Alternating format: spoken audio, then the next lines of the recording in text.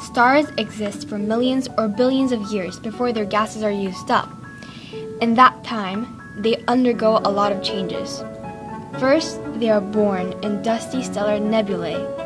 Most stars usually take two paths. Either they become average-sized stars or massive stars. For average stars, life begins with it giving off a yellowish color.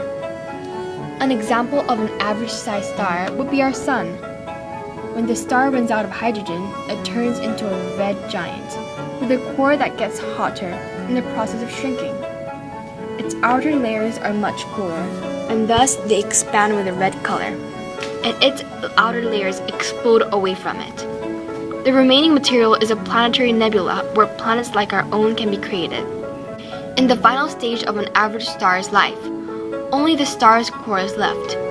It becomes a dimly glowing white dwarf for a while, and when it cools, it becomes a black dwarf and disappears.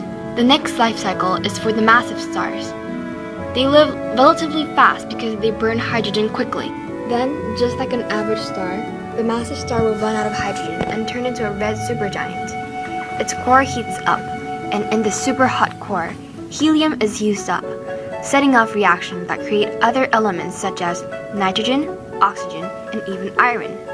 The iron will absorb the star's energy, and the star collapses from its own mass. The star has now gone supernova, and its brightness can be 1 billion times that of the sun. After this supernova, a star can take one of the two phases.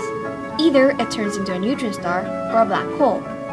As a neutron star, its core is the only thing remaining.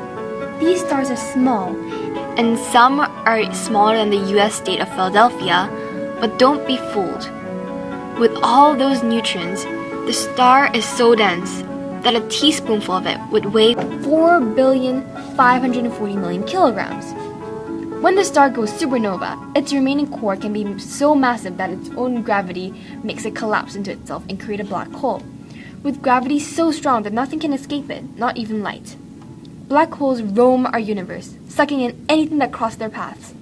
Scientists think that most big galaxies, like our own Milky Way, have supermassive black holes in their cores.